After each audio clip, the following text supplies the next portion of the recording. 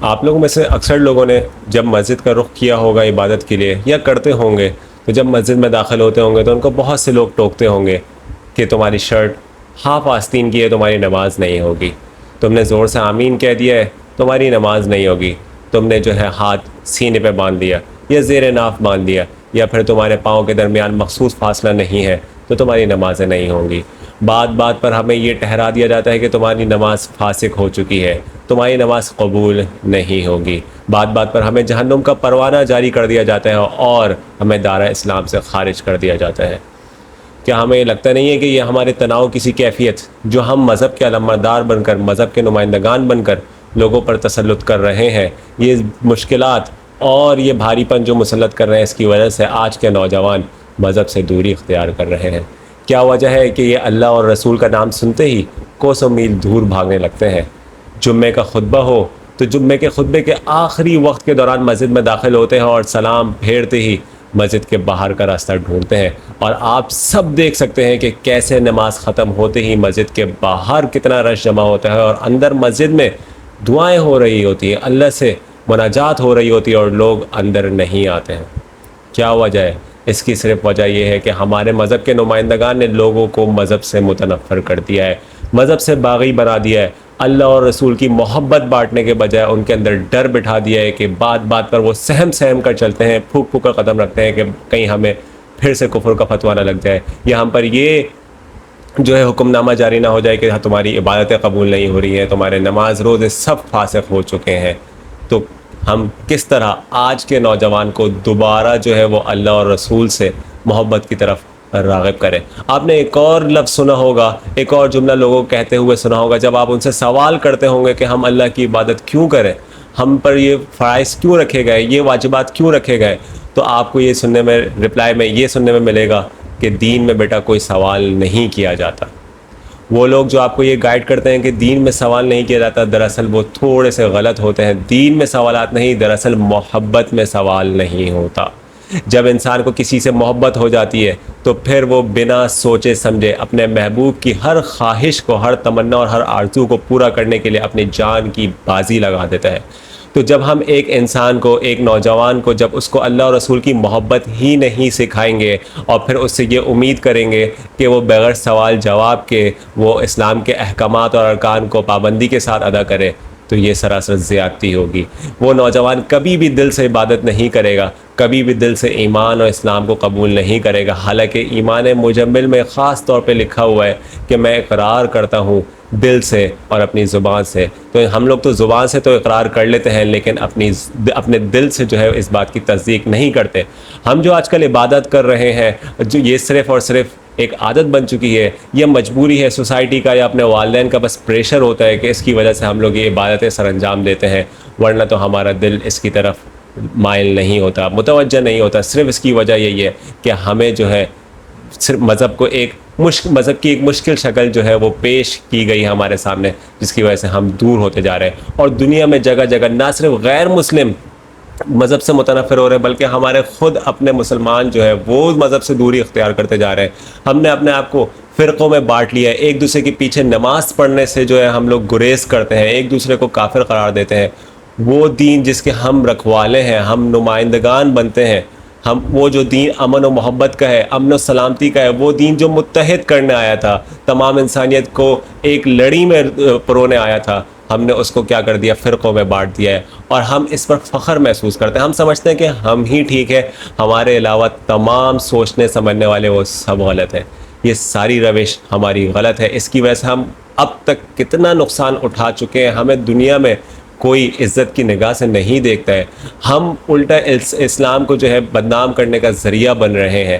ہمیں چاہیے کہ ہم اپنی نوجوان کو اسلام سے محبت کرنا سکھائیں، اللہ سے محبت کرنا سکھائیں، اس کے پیغمبر سے محبت کرنا سکھائیں۔ کیسے اس پیغمبر نے، اس آخری نبی الزماں نے کس طرح جو ہے اپنے جان پر کھیل کر اپنی امت کے لیے قربانیاں پیش کی، کیسے وہ لہو لہان ہو چکے تھے طائف کی وادیوں میں، ان کا جو ہے جوتا جو ہے بھر چکا تھا ان کے خون سے، لیکن اس کے باوجود جب جبرائیل علیہ السلام ان کے خدمت میں پیش ہوئے، ان سے کہا کہ آپ بس حکم کریں کہ ان وادی طائف کے رہنے والوں کو ان دو پہاڑ کے درمیان کچل دیں، اس کے باوجود ہمارے نبی آخر الزماں رحمۃ للعالمین صلی اللہ علیہ وآلہ وسلم نے منع کیا، ان کو بولا کہ نہیں، یہ لوگ ناسمجھ ہیں، ان کو سمجھ نہیں آ رہی ہے، اس وجہ سے یہ میری دعوت کا جو ہے انکار کر رہے ہیں، کیا پتہ کہ یہ نہیں تو ان کی اولاد جو ہے وہ میری دعوت کو سمجھ جائیں۔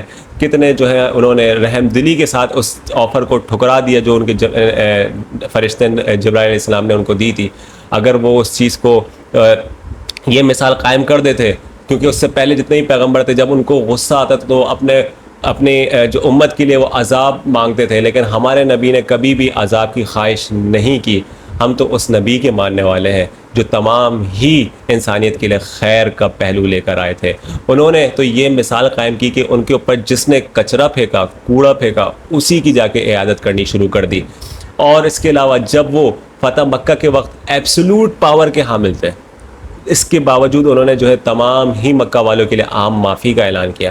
ہم اسی نبی کے ماننے والے ہیں، اسی امت کے رکھوالے ہیں، ہمیں کیا ہو گیا ہے؟ ہم کیوں اپنی نوجوان کو جو ہے وہ مذہب کے نام پر جو ہے اتنا دور کرتے جا رہے ہیں کہ وہ دل سے عبادت کرنے کے لیے راضی نہیں ہے؟ ہم ان کو کہتے ہیں کہ ان کے ٹخنے جو ہیں وہ کھلے ہونے چاہیے، ان کی داڑھی ہونی چاہیے، ان کی شرٹ پوری ہونی چاہیے، سر پہ ٹوپی ہونی چاہیے، اور پتہ نہیں کیا کیا پابندیاں لگاتے ہیں، لیکن جو اصل معاملہ ہے، دل کا معاملہ، اس پر توجہ نہیں دیتے، اس پر کوئی بات کرنے کے لیے تیار نہیں ہے کہ ان کا دل کس طرح مائل کریں کہ وہ دل سے نماز پڑھیں۔ آج آپ دیکھ سکتے ہیں کہ کیسے نماز پھیر کے، میں نے شروع میں بولا کہ نماز جیسی ختم ہوتی ہے سلام پھیرتے ہیں وہ اٹھ کے باہر جانے کی کوشش کرتے ہیں۔ کیوں؟ کیا وجہ ہے؟ صرف یہی ہے کہ ان کا دل نہیں ہے نماز میں۔ اگر جس کام میں دل ہو تو انسان کو وہ کام کرتے ہوئے وقت کا اندازہ نہیں ہوتا، کیونکہ وہ دل سے کرتا ہے، بے لوث ہو کر کرتا ہے، بے غرض ہو کے کرتا ہے، اس کو کسی چیز کی جو ہے اس سے پتہ ہوتا ہے کہ مجھے اس سے کوئی ریٹرن نہیں چاہیے، بس میرا دل چاہ رہا ہے، مجھے اس میں سکون مل رہا ہے۔ تو اگر اس کو نماز میں سکون ملنا شروع ہو جائے تو آپ خود بتائیں کہ کیا وہ سلام پھیرتے ہی بھاگے گا؟ اکثریت ہمارے نوجوان کی یہی حالت میں مبتلا ہے کہ وہ بس مذہب سے بیزار ہو چکے ہیں۔ تو خدا را ہمیں چاہیے کہ نئے اسلامی سال کی آمد ہے، آج سے اپنے نوجوان نسل کے اندر محبت پیدا کرے۔ کس طرح ہو سکتی ہے محبت؟ ان کی چھوٹے چھوٹے کاموں کو اپریشیٹ کریں۔ اگر وہ دین پر کوئی ایک کام بھی کر رہے ہیں، 5 وقت میں سے دن میں ایک وقت بھی نماز پڑھے، تو آپ اس کی بے لوث تعریف کریں، اس کی جو ہے اس کو اپریشیٹ کریں، اس کو بتائیں کہ اس کا کتنا اجر ہے، اس کو بتائیں کہ نماز کیا چیز ہے، اس کو بتائیں کہ بھائی نماز، جس کا عربی مطلب صلاح کا مطلب ہوتا ہے کنیکشن، رابطہ۔ تمہارا محبوب تم سے رابطہ کرنا چاہتا ہے، 5 وقت نہیں بلکہ وہ تو 24 گھنٹہ تم سے رابطہ کرنا چاہتا ہے۔ اور کیوں رابطہ کرنا چاہتا ہے؟ کیونکہ وہ تم سے محبت کرتا ہے۔ اور وہ کیوں محبت کرتا ہے؟ کیونکہ اس نے تمہیں اپنے ہاتھوں سے بنایا ہے، اپنی محنت سے بنایا، اور تمہیں سب سے احسن بنایا ہے۔ قرآن میں خود لکھا ہوا ہے کہ انسان جو ہے وہ سب سے بہترین تخلیق ہے۔ اللہ تعالیٰ نے بڑے پیار محبت کے ساتھ اس انسان کو بنایا ہے۔ تو ہمیں چاہیے کہ اس محبوب رب کی محبت اس انسان کے اندر اتارے، تاکہ وہ صرف 5 وقت نہیں بلکہ اس سے بھی بڑھ کر 5 وقت تو فرض ہے، لیکن جس کے اندر محبت اتر جاتی ہے تو پھر وہ نوافل کا بھی اہتمام کرتا ہے، وہ تہجد کا بھی اہتمام کرتا ہے، وہ اوابین کا بھی اہتمام کرتا ہے، وقت سے پہلے جو ہے وہ مسجد میں داخل ہوتا ہے اور دیر تک مسجد میں بیٹھا رہتا ہے، اور پھر اس کے اندر جو ہے وہ اس محبوب رب کی جو خلق ہے، جو انسانیت ہے، اس سے بھی اس کے اندر محبت جاگ اٹھتی ہے، کیونکہ اس انسانیت کی خدمت کرنے کے واسطے ہی اسے اس دنیا میں بھیجا گیا ہے، کیونکہ اللہ کو عبادت کی ہمارے کوئی ضرورت نہیں ہے۔ ایک شاعر نے کہا تھا کہ درد دل کے واسطے پیدا کیا انسان کو، ورنہ طاعت کے لیے کچھ کم نہ تھی کروبیاں۔ فرشتے بے تحاشا ہیں جو اللہ تعالیٰ کی بے شمار اور لا تعداد عبادتیں کر سکتے ہیں، لیکن ہمیں اس واسطے پیدا کیا گیا ہے کہ ہم انسانیت کی خدمت کر کے جو ہے اللہ تعالیٰ کا قرب حاصل کریں۔ اللہ تعالیٰ کی عبادت تو ویسے ہی فرض ہے، لیکن اللہ تعالیٰ نے حقوق العباد کے لیے خاص وعیدے کیے ہیں کہ اگر ہم سے حقوق العباد میں کوئی کمی پیشی ہو جاتی ہے تو پھر اللہ تعالیٰ نے اس کی کوئی گارنٹی نہیں لی کہ وہ معاف کریں گے یا نہیں کریں گے۔ تو ہمیں چاہیے کہ ہم اس دنیا میں آنے کا مقصد پہچانیں، اللہ سے بھی محبت کریں، اور اللہ سے محبت کرنے کا سب سے آسان طریقہ ہے کہ اس کے بندوں سے محبت کریں، اس کے بندوں کے دل کو تکلیف مت پہنچائیں، ہر تمام ہی انسانیت کو اپنے جیسا سمجھیں، کسی کو اپنے سے جو ہے وہ کمتر مت سمجھیں۔ وہ اللہ کا سب سے محبوب بندہ وہ ہوتا ہے جو اپنے آپ کو ہی سب سے کمتر سمجھتا ہے. اور اگر ہم دوسروں کو اپنے سے کمتر نہیں سمجھیں گے تو پھر ہمارے اندر تکبر اور کبریائی آنا شروع ہو جائے گی، جو کہ اللہ کو سخت ناپسند ہے. تو ہمیں چاہیے کہ یہ جو نیا سال شروع ہو رہا ہے اس کے توسط سے ہی اپنے نوجوان نسل پہلے تو سب سے اپنے اندر ایک ایسا نمونہ اور ایک ایسی مثال پیش کریں کہ جس کو دیکھ کر لوگ آپ کی طرف اٹریکٹ ہوں، آپ کی بات مانیں، تاکہ آپ کی بات کے اندر تاثیر ہو. پھر اس کے ذریعے سے آپ اللہ تعالیٰ کا پیغام عام لوگوں تک پہنچائیں. اور اللہ تعالیٰ کا پیغام پہنچانے کا سب سے آسان طریقہ یہ ہے کہ اس پیغام کا جو عملی نمونہ ہے اس کا آپ مثال بن جائیں. ایک آپ کے جو ہے عمل سے، آپ کی سوچ سے پتہ چلے کہ آپ کس کے ماننے والے ہیں. اگر ہم یہی نفرت کا رویہ اختیار کر کے رکھیں گے، زبردستی کا، جبر کا، طاقت کا، تشدد کا اگر رویہ اختیار کر کے رکھا، تو آلریڈی ہم لوگوں نے بے تحاشا جو ہے نقصان برداشت کیا اور کر رہے ہیں، اور نقصان پر نقصان کرتے ہی جا رہے ہیں. اب ہمیں اس سے جو ہے بہتری کی طرف جانا ہے، لوگوں میں محبت بانٹنی ہے. یہی اسلام کا مشن تھا، یہی اللہ کا مشن تھا، اور یہی رسول اللہ صلی اللہ علیہ وسلم کا مشن ہے. اور یہ سائنٹیفکلی بھی پروون ہے اور ہسٹوریکلی بھی پروون ہے. آپ جا کے کتاب پڑھ سکتے ہیں سیپینس، اس کے اندر بھی یہ لکھا ہے کہ انسان کیا وجہ ہے کہ یہ انسان ایک جو ہے جانور ہونے کے باوجود، ہم اس کو سوشل اینیمل کہتے ہیں، لیکن یہ کیوں جانور ہونے کے باوجود اس کے اندر جو ہے ایسی کیا خوبی پیدا ہو گئی کہ باقی تمام جانوروں سے بڑھ کر یہ حاکم ہوا اس دنیا کا؟ کیونکہ اس نے کوآپریشن کرنا سیکھ لیا تھا، آپس میں اشتراکیت کرنا سیکھ لی تھی، آپس میں متحد ہونا سیکھ لیا تھا، بڑے بڑے گروپ فارمز ہونا اس انسان نے سیکھ لیا تھا.